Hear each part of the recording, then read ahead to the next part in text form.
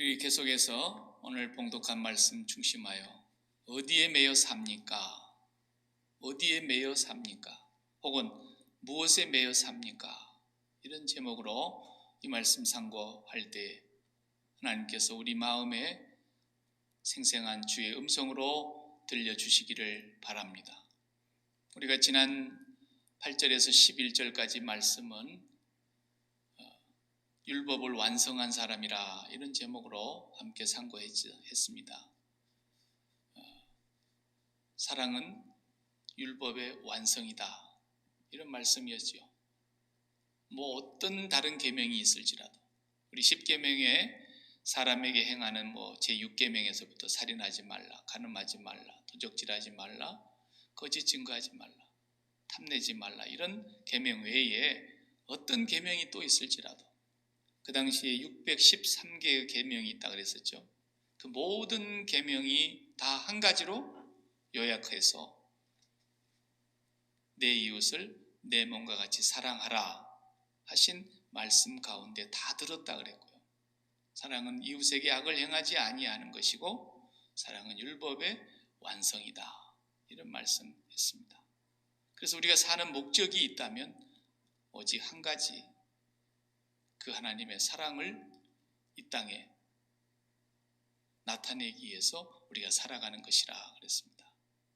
어떤 직업을 갖고 있든지 어느 위치에 있든지 우리의 모든 삶은 하나님의 사랑을 나타내고 하나님의 사랑으로 섬기는 그런 삶을 우리에게 주신 것입니다.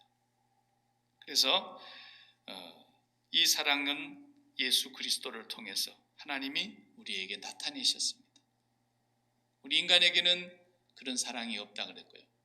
하나님이 독생자를 보내사 우리에게 그 사랑을 확증해 주셨습니다. 그렇기 때문에 우리는 그 예수 그리스도와 연합함으로 예수 그리스도 안에서 그 하나님의 놀라운 사랑이 우리 마음에 충만하게 채워지는 것이, 이것이 성령의 충만함이요 이것이 신령한 자요, 그럼으로써 우리가 이 사랑을 흘려보내는 그런 사랑의 종노릇하는 사람들이 되어야 한다는 것입니다. 오늘 본문에도 이 말씀과 연결되어서 우리가 이해해야 될 말씀입니다. 하나님께서는 우리에게 자유를 주셨습니다. 자유라고 하는 것은 무엇인가 얽매여 있다가 풀려난 것이고, 갇혀 있다가 노임 나가는 것이고, 묶여 있다가 해방을 받는 것입니다. 감옥에 갇혀 있다가 감옥에서 나오는 것과 같은 그런 자유를 주셨습니다. 그런데 그 자유가 어떤 자유냐 하는 것입니다.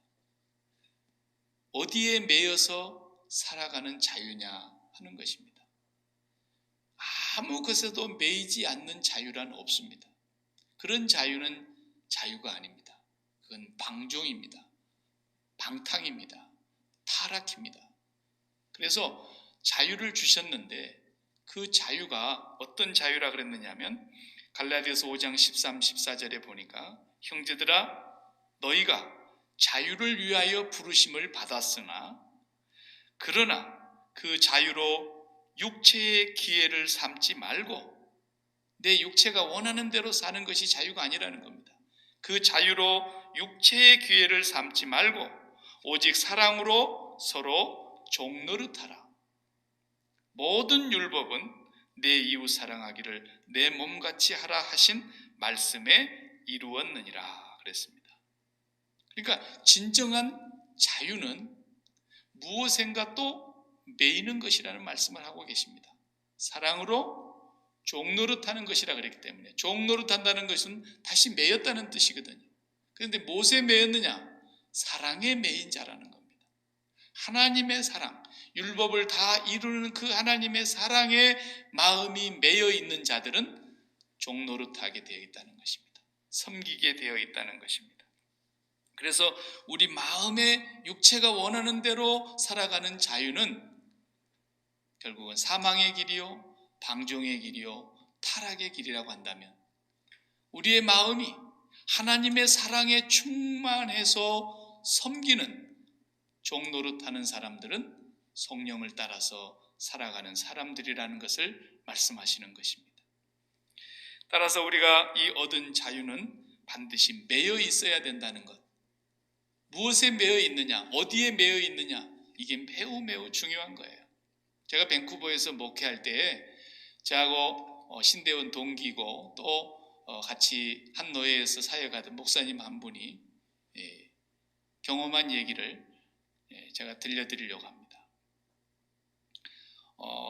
자기 교인 중에 한국에서 유명대를 나오신 여대를 나오신 분인데, 인류 여대를 갈 수 있는 그런 대학을 나오신 분인데, 이분이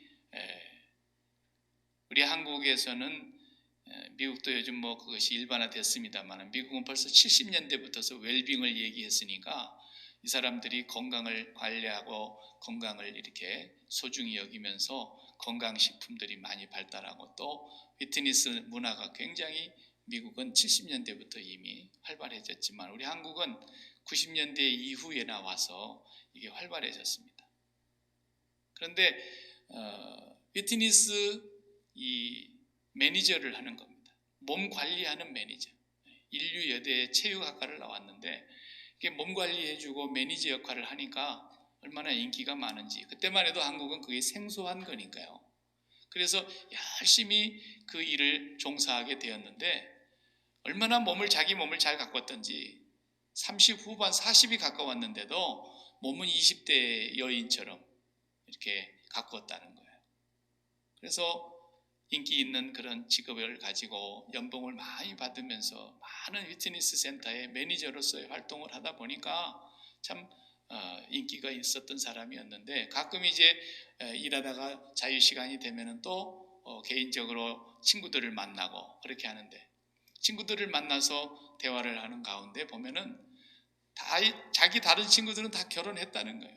30대 후반이 되기 전에 이미 다 결혼해서 남편을 그리고 또 자녀들을 그리고 또 양가 부모님들을 이렇게 모시고 살아가는데 보니까 그 자기 친구들은 그냥 다 매여 사는 것 같은 자기는 아직도 결혼도 안 했지 또 좋은 직종에서 많은 사람들에게 인기를 얻고 불려다니는 그런 직업을 갖고 있다 보니까 그래서 친구들이 농담삼아 그런 얘기 한답니다.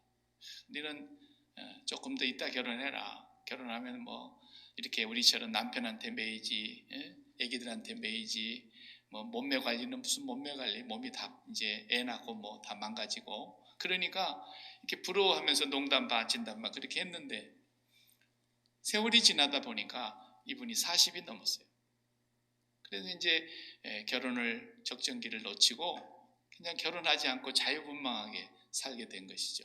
남편이 없으니까 뭐 또 외로우면 또 남자친구들도 뭐 자유롭게 만날 수 있고 그렇게 살다 보니까 나이를 훌쩍 넘기고 그 이후로는 이 피트니스 직업이 이제 활성화되면서 많은 젊은 그 매니저들이 나오게 되니까 자기를 이제 안 찾더라는 거예요. 그래서 자기 직업이 이제 없어지는 거죠. 나이 드는 사람이니까 누가 잘 이렇게 고용을 하지 않은 거죠. 젊은 사람들이 많이 나오니까. 그래서 이분이 이제 나이 들어서 혼자 된 것이죠. 결혼도 하지 않고 그냥 나이가 들은 거예요. 근데 제가 이 마지막에 그 얘기가 참 진리 같은 마음에 와닿는 얘기가 한마디 있었어요. 무슨 얘기냐면 그 친구 목사에게 그 분이 하는 말이 마음이 하고 싶은 대로 다 할 수 있다는 것, 삶이 매임이 없다는 것, 이것은 저주입니다. 목사님들의 목사를 놓고 설교를 한 거죠. 정말 진리의 말씀을 설교한 것과 다름이 없어요. 마음이 원하는 대로 다 하면서 살 수 있다고 하는 것, 내 마음이 아무 것에도 매이지 않고 자유롭게 살 수 있다고 하는 것, 이것은 저주입니다. 그렇습니다. 우리 사람은 정말 아무것도 매이지 않으면 진짜 자유할 것 같지만 하나님은 우리를 그렇게 지으시지 않으셨습니다. 우리가 정말 자유하는 것은 로마서 8장, 요한복음 8장 32절에 예수님 말씀 기억나시죠? 진리를 알지니 진리가 너희를 자유케 하리라 그랬잖아요. 진리가 너희를 자유케 하리라. 예, 진리 안에 있을 때 자유한 것이지, 진리가 되시는 예수님 안에 있을 때 진정한 자유가 있는 것이지, 그 진리가 되시는 예수 그리스도로 말미암아 하나님이 우리에게 베풀어 주신 그 십자가의 구속의 사랑 안에 있을 때 우리의 영혼이, 우리의 마음이 자유로운 것이지, 그걸 떠나서 내 마음이 하고 싶은 대로 쫓아가는 것, 이것은 저주입니다. 그래서 지난주 우리가 로마서 읽을 때 제가 화면에서 보여줬던 말, 로마서 8장에서 그런 말씀했죠. 육신의 생각은 사망이요, 영의 생각은 생명과 평안이니라 그랬습니다. 육신에 있는 자들은 하나님을 기쁘시게 할 수 없나니 하나님과 원수가 된다 그랬지 않습니까? 우리가 진리 안에 매여 있지 아니하고 하나님의 말씀 안에 거하지 아니하고 내 육체가 원하고 하고자 하는 대로, 내 눈이 보기에 좋아하는 대로 쫓아가면서 살아가는 삶은 사망의 삶입니다. 육신을 따르는 삶입니다. 저주의 삶입니다. 갈라디아서 5장 1절에도 그리스도께서 우리로 자유케 하려고 자유를 주셨으니 그러므로 굳세게 서서 다시는 종의 멍에를 매지 말라 그랬습니다. 그렇습니다. 진리의 주님이 우리를 자유케 해주신 건 맞습니다. 그러나 그 진리를 떠나면 다시 죄의 종이 되고 정욕의 노예가 되어서, 육신의 노예가 되어서 살아가게 되기 때문에 다시는 종의 멍에를 매지 말라고 말씀하신 것입니다. 저와 여러분은 정말 어디에 매여 있는지, 매일 우리의 마음이 어디에 붙들려 있는지 늘 확인하면서 살아야 됩니다. 오늘 본문 읽은 이 내용은 매우 유명한 장으로 유명한 구절입니다. 왜냐하면 특별히 우리 기독교 역사의 사도 바울 이후에 신학적으로나 모든 학술적으로 전문적으로 가장 깊이 있고 폭넓고 많은 영향력을 미쳤던 또 한 사람의 교부가 있는데, 그분이 여러분 아시는 성 어거스틴입니다. 라틴어로는 아우구스티누스라 그러죠. 성 어거스틴. 이 성 어거스틴이 오늘 읽은 이 로마서 13장 11절에서 14절 말씀을 통해서 그가 완전히 이런 죄의 종으로 살아가던 삶에서 자유케 되고 진리 안에 완전히 붙잡힌 바 된 내용이 바로 이 본문 때문이었습니다. 그는 청소년 시절에 이미 기독교를 버렸습니다. 그리고 마니교에 심취해서 그 종교에 무슨 생수가 있는 줄 알고 거기에 심취해서 빠지기도 해봤고, 헬라 철학에 깊이 심취해서 소크라테스, 플라톤, 아리스토텔레스 이런 많은 철학자들의 사상을 좋아해서 학문을 열심히 연구했던 사람입니다. 그런가 하면 또 한편으로는 이미 청소년기에 음란과 호색에 빠져서 사생활을 낳아본 경험도 있는 사람이었습니다. 그 어머니 모니카가 이 아들을 놓고 그렇게 오랜 세월 기도했지만 이 사람은 방황이 끝이 없었습니다. 로마로 갔습니다. 그리고 밀라노에서 어느 날 자기 집 정원을 거니고 있는데 이 펜스 밖에서 아이들이 노는 소리가 들려왔습니다. 그 노는 소리에 무심코 귀를 기울여 봤는데 그 아이들이 부르는 노랫소리였습니다. 그 노랫소리가 오늘 이 로마서 13장 11절에서 14절의 내용을 가지고 만든 노랫말이었습니다. 그 말을 그가 듣게 된 거죠. 밤이 깊고 낮이 가까웠으니 그러므로 우리가 어두움의 일을 벗고 빛의 갑옷을 입자. 낮에와 같이 단정히 행하고 방탕하거나 술 취하지 말며 음란하거나 호색하지 말며 다투거나 시기하지 말고 오직 주 예수 그리스도로 옷 입고 정욕을 위하여 육신의 일을 도모하지 말라. 이런 말씀이 가사말로 아이들의 목소리로 들려오는 노랫말을 듣다가 그 가사 속에 이런 단어가 있었습니다. 들고 읽어라, 들고 읽어라, 취하여 읽어라 라는 그 가사말대로 자기는 그냥 서재로 들어가서 자기가 읽던 읽다가 버려두었던 그 성경책을 집어들어서 쫙 폈는데 그 펴서 읽은 자리가 로마서 13장 12절, 13절, 14절이었습니다. 이 말씀을 읽는 순간 성령이 그를 강력하게 붙들었습니다. 그는 예수 그리스도를 거기서 인격적으로 만나는 시간이 되었습니다. 그리고 방탕하로 젊음을 보냈던 이 어거스틴이 그날로 새로운 사람이 되었습니다. 그리고 사도 바울 이후에 가장 위대한 신학자이며 목회자이며 학자로서 많은 저수를 해서 오늘날까지도 그의 저서는 수많은 사람들에게 심금을 울리는 그런 내용이 많습니다. 그 중에도 우리 성 어거스틴의 참회록은 정말 한번 읽어볼 만한 정말 귀한 책이죠. 오늘 이렇게 중요한 말씀 우리가 함께 보게 되겠는데, 오늘 본문 말씀을 보면은 밤이 깊고 낮이 가까웠다, 밤과 낮으로 비유하고 있고요. 그 다음에 어두움의 일을 벗고 빛의 갑옷을 입자, 이렇게 말씀하고 있습니다. 낮은 뭡니까? 빛이라고 한다면 밤은 어두움이죠. 그러니까 밤에 사는 사람처럼 살지 말고 낮에 행동하는 사람처럼 행동하자. 밤은 어두움이고 낮은 빛입니다. 그래서 낮에 행동하는 것처럼 단정하게 행하자. 그리고 육신의 일을 도모하지 말고 그리스도로 옷 입자. 이런 말씀을 지금 사도 바울이 하고 계시는 겁니다.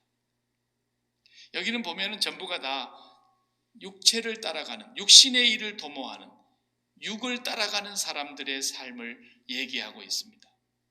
그래서 그 삶 가운데 전부가 좀 부정적인 얘기들이죠.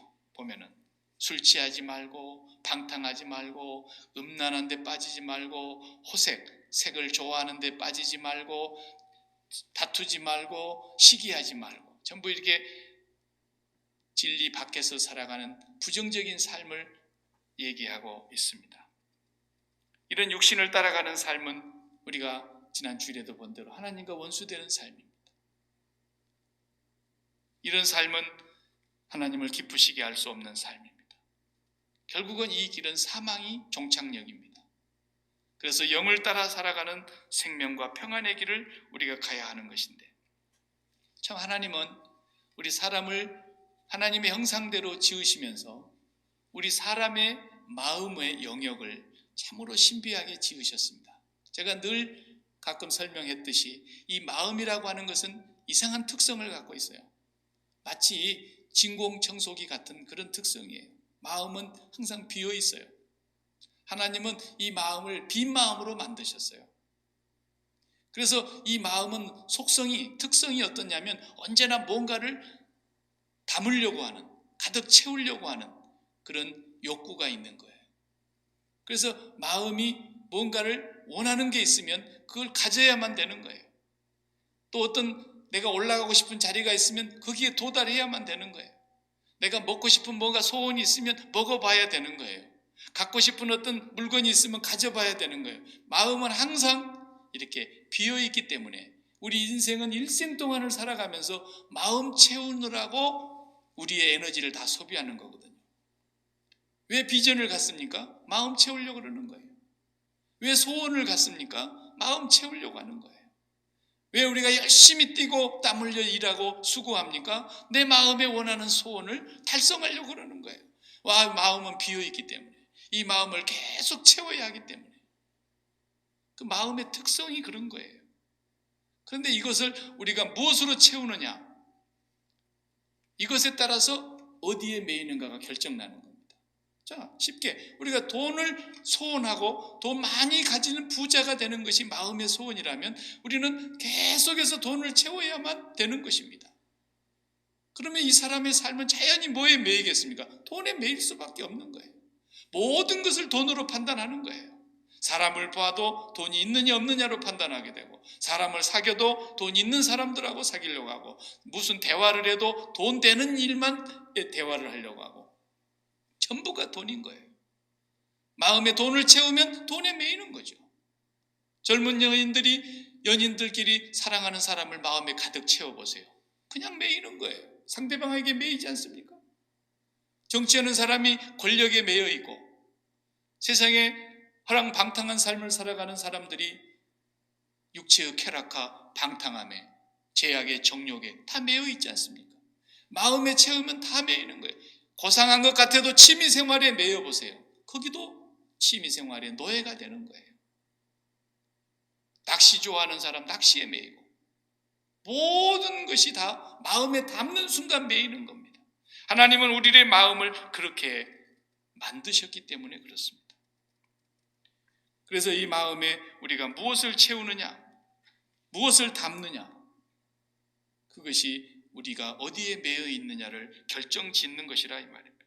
오늘 본문의 말씀은 전부가 다 육신을 위하여 정욕을 도모하지 말라 그랬어요. 다시 말하면 육신을 따르지 말라는 거예요. 인간의 삶은 항상 두 종류밖에 없어요. 하나는 영을 따라 사는 삶, 하나는 육신을 따라 사는 삶. 그러니까 위에 하나님의 세계가 있고 땅의 세계가 있는데, 마음은 공중의 세계라 그랬어요. 이 마음은 그래서 공중 권세 잡은 자 마귀가 계속해서 공격하는 영역인 거예요. 위로 하나님의 세계, 땅으로 그 가운데 있는 공중의 권세 잡은 마귀는 우리의 마음의 영역을 끊임없이 공격하는데, 이 마음이 어디를 따라가느냐는 거예요. 이 마음이 내 육체가 있기 때문에 육체로 만족하고자 하는 육체적인 모든 관련된 것들을 마음이 쫓아가게 되면 육을 쫓아가는 삶이 되는 것이고 육신에 속한 삶이 되는 것입니다. 그러나 이 마음이 공중 권세 잡은 자의 유혹을 이기고 하나님의 소원을, 하나님의 뜻을, 하나님의 생각을, 하나님의 말씀을 따라가면 이것이 바로 영을 따라가는 삶이 된다 이 말입니다.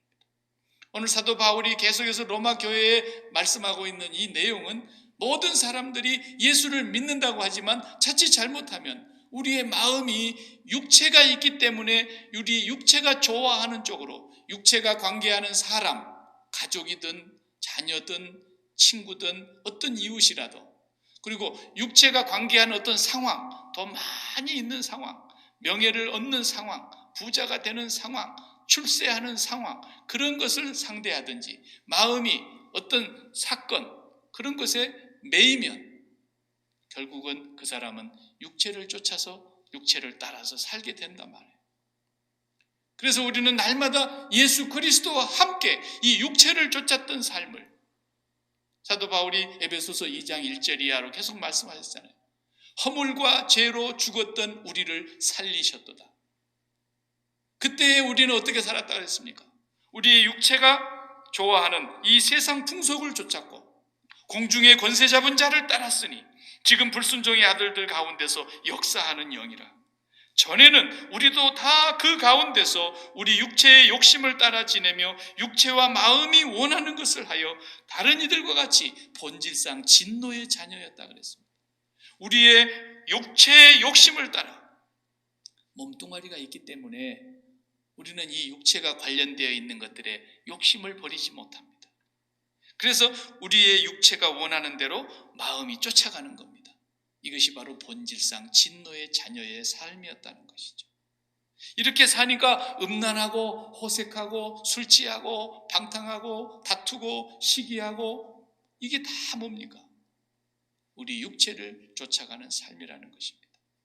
육신의 일을 도모하는 것입니다. 그래서 사도 바울은 이 어두움의 일을 벗고 낮에와 같이 단정히 행하고 오직 주 예수 그리스도로 옷 입어야 된다. 오늘 마지막 절에 오직 그리스도로 옷 입고 그랬습니다. 그리스도로 옷 입는다는 말은 세례를 말하는 겁니다. 세례. 우리가 다 의식으로는 세례를 받았죠. 그런데 이 세례가 무슨 뜻이냐면 갈라디아서 3장 27절에 보면은 세례라는 말씀을 사도 바울이 이렇게 설명합니다. 갈라디아서 3장 27절에 누구든지 그리스도와 합하기 위하여 세례를 받은 자는 그리스도로 옷 입었느니라. 그렇게 말씀하십니다. 누구든지 그리스도와 연합하기 위하여 세례를 받는 자들은 그리스도로 옷 입은 것이다. 그 말이에요. 오늘 13장 14절에 오직 주 예수 그리스도로 옷 입고, 그 말은 예수 그리스도로 세례를 받아서 그리스도와 연합해야 된다는 뜻입니다. 이것은 목사가 행하는 의식을 받아야 된다, 그런 뜻이 아닙니다. 그건 하나의 의식이고, 구체적인 의미는 우리가 예수 그리스도와 함께 연합하는 것이 세례인데, 그러려면 의식적으로가 아니라 의미가 예수 그리스도와 함께 죽었다가 예수 그리스도와 함께 다시 사는, 갈라디아서 2장 20절 말씀대로 표현하자면 내가 그리스도와 함께 십자가에 못 박혔나니 그런즉 이제는 내가 산 것이 아니요 내가 죽었다 이 말. 오직 내 안에 그리스도께서 사신 것이라. 이게 세례란 말입니다. 더 구체적으로 예수님이 하신 말씀으로 표현하자면 이는 내 살이요 이는 내 피다. 이것은 내 음료고 이것은 너희의 생명의 떡이다. 나를 먹는 자는 살리라. 너희가 나를 먹지 아니하면 반드시 죽을 것이로되 나를 먹고 마시는 자는 영원히 살리라. 예수님의 살과 피, 예수님의 십자가의 그 죽음과 부활, 그 예수님의 은혜를 매일 먹고 마시는 거예요. 그래서 예수님의 죽음이 나의 죽음이 되고 예수님과 나를 동일시하고 내가 이 예수님과 함께 육체의 정욕을 쫓아 살았던, 마음이 원하는 대로 쫓아가면서 육신을 따라서 살았던 죄와 허물로 죽은 우리는 십자가에서 못 박혀 죽었다는 것을 매일 확인하는 것이 예수님의 살과 피를 먹고 마시는 것입니다. 이걸 우리는 시도 때도 없이 먹어야 되는 거예요. 혈압약은 하루에 한 번만 먹지만 우리는 날마다, 때마다, 시마다 모든 상황 속에서 예수님과 함께 죽고 예수님과 함께 사는 이 영혼의 생명의 떡과 음료를 먹고 마셔야 된다. 이렇게 될 때에 우리는 우리의 육신의 정욕이 우리에게서 떨어져 나가는 것을 경험하게 됩니다. 그리고 예수 그리스도로 옷 입는 사람이 되게 됩니다. 한 번만 그렇게 되면 완벽하게 되느냐? 아닙니다. 우리의 육신이 이 세상에서 숨이 끊어지는 날까지 우리는 이것을 끊임없이 예수 그리스도를 놓지 아니하고 그 십자가의 복음을 굳게 붙잡고 예수님의 살과 피를 날마다 우리의 심령이 먹고 마셔야 된다. 그럼으로써 우리의 육신의 정욕을 도모하는 삶을 우리가 이겨낼 수 있는 것입니다. 그리고 11절, 19절을 보면 자다가 깰 때가 되었다 그랬습니다. 그리고 우리의 구원이 처음 믿을 때보다 가까웠다 그랬습니다. 자다가 깰 때가 됐단 말은 무슨 말이겠습니까? 잔다는 말은 다른 말로 바꾸면 취했다라는 말과 같아요. 취했다. 육신에 취해서, 세상에 취해서. 술 취하는 사람 보세요. 한번 술에 취하면 술에 매여가지고 시간이 가는 줄을 압니까? 자기가 어디에 있는 줄을 압니까? 꼭 술 취하는 사람은 전봇대 밑이 자기 안방인 줄 알고. 그러니까 이 사람은 잠든 사람이에요. 육신에 취하면 잠든 사람이고 육신에 취하면 이 사람은 멸망의 길을 가는 사람이에요. 그래서 자다가 깰 때가 됐다. 깬다는 게 뭐겠어요? 이제 우리는 영을 쫓아 살아가는 삶이라는 것입니다. 세상에 취해 있는 육신에 속한 삶이 아니라 우리가 마음이 항상 몸이 있어서 몸과 함께 가는 그런 삶이 아니라 우리의 마음이 이 세상을 십자가에 못 박고 위로 하나님의 나라를 향해서 위의 것을 찾고 위의 것을 구하고 그렇게 살아가야 된다는 거예요. 우리가 위의 것을 구하지 않는다면 이유는 다른 데 있는 것이 아닙니다. 위에 있는 그것을 사랑하지 않는다는 뜻이죠. 왜? 사랑하는 걸 구하게 되어 있지 않습니까? 사람. 위의 것을 찾고 위의 것을 구한다는 말은 우리가 날마다 하나님의 얼굴을 구하고 예수 그리스도를 구하고 성령의 능력을 구하고 성령님을 좋아하기 때문에 하나님의 나라의 것을 구하게 되어 있죠. 거기에 관심이 없는 사람은 구하지 않게 되는 것입니다. 매일 구하는 것이, 늘 박 목사 하는 말이 그 말인 것 같지만 매일 돈 버는 것 구하고 매일 건강한 것 구하고 맨날 자녀들 성공한 것 구하고 직장에서 진급하는 것 구하고 뭐든지 그냥 이 세상의 것밖에 구하는 게 더 있습니다. 세상을 사랑한다는 증거입니다. 우리가 진정으로 날마다 예수 그리스도의 살과 피를 우리의 영혼의 양식으로 먹고 마시게 되면 우리는 하나님의 나라를 구하게 되어 있습니다. 세상의 육신의 일을 우리가 떨쳐버리고, 이렇게 말하면은 마치 우리가 이 세상에 육신으로 살아가는 것이 헛되다, 그렇게 오해하기 쉽습니다. 마치 육체로 사는 것은 부정한 것이다, 이렇게 오해하기 쉬운데 그 말이 아니에요. 우리의 삶이 앞에서 말씀드린 대로 내가 몸뚱아리가 있기 때문에, 숨을 쉬고 있기 때문에 지금도 나하고 관계 맺고 있는 것이 얼마나 많습니까? 여러분 지금 관계 맺고 있는 거 다 써봐요. 그러나 여러분 숨 딱 끊어지면 육신과 관계 맺고 있는 거 다 끊어지잖아요. 남편과 아내와 끊어지고, 자녀들과 끊어지고, 손자 손녀와 끊어지고, 직장과 끊어지고, 돈과 끊어지고, 다 끊어집니다. 남는 게 뭐가 있습니까? 그래, 육신이 있기 때문에 다 관계를 맺고 살아가고 있는 이거, 그것이 우리의 마음의 전부인 줄 알고 그것을 마음에 담고 살아가는 삶, 그게 육신을 쫓아 사는 삶이라는 겁니다. 그게 아니라 그보다도 더 우선하는 것이 있다는 겁니다. 그것을 깨우쳐 주시려고 주님이 오신 겁니다. 우리가 우리의 육체가 있기 때문에 관심을 갖고 관계를 맺고 있는 삶보다도 그걸 십자가에 못 박고, 보이지 아니하시지만 영이신 하나님 예수 그리스도를 통하여 성령을 우리가 힘입어 거듭난 사람들은 우리의 마음이 하나님께로 올라가서 하나님을 사랑하고 하나님을 구하고 하나님을 붙들고 하나님의 뜻이 무엇인가를 날마다 분별하면서 하늘로부터서 하나님의 뜻을 담아서 그 다음에 우리 육체가 있기 때문에 있는 일터로 가고, 우리 육체가 있기 때문에 관계를 맺는 자녀에게로 가고, 우리 육체가 맺고 있는 모든 사업장으로, 직장으로, 학교로 다 흩어져서 하나님의 선하시고 기뻐하시고 온전하신 뜻을 우리가 사랑으로 종노릇하기 위해서 가는 것입니다. 여러분이 하는 직장에서 많은 고객을 상대하는 것 사랑으로 종노릇해 보십시오.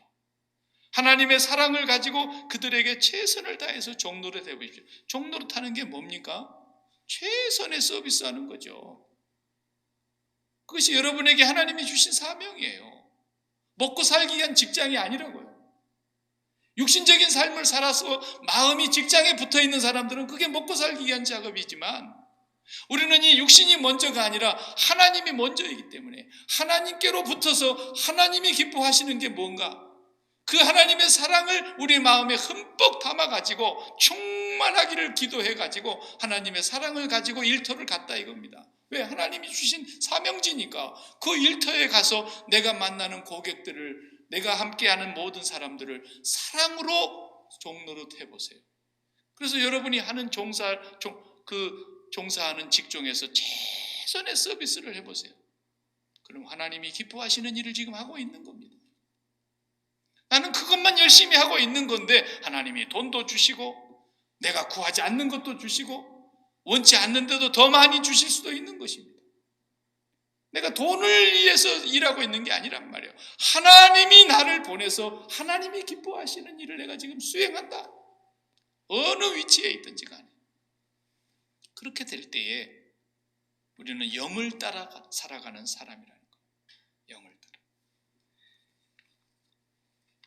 로마서 8장 12절 우리가 앞서 보고 지나왔는데, 그러므로 형제들아 우리가 빚진 자로 돼 육신에게 져서 육신대로 살 것이 아니니라. 너희가 육신대로 살면 반드시 죽을 것이로되 그랬어요. 보세요.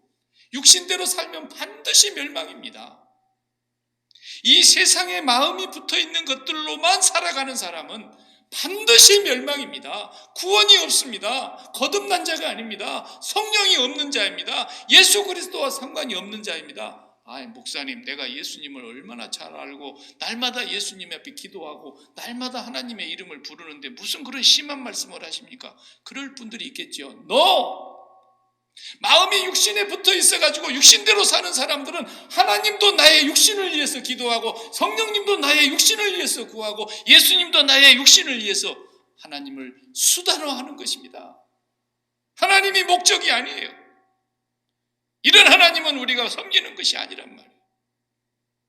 첫날 만날 하나님을 부르짖고 하나님 앞에 나가서 기도해도 내 마음이 육신에 붙어 있는 삶을 사는 사람은 하나님이 목적이 아니기 때문에 구원이 없는 거예요.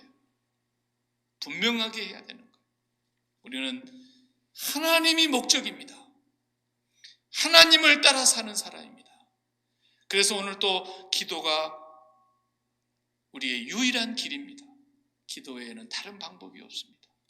기도하면서 예수 그리스도를 붙잡고, 기도하면서 하나님의 사랑을 더 깊이 경험하고, 그 사랑으로 충만해져서 하나님을 따라 살아가는 삶, 이것이 바로 하나님께 진리에 매여 있는 삶인 것입니다.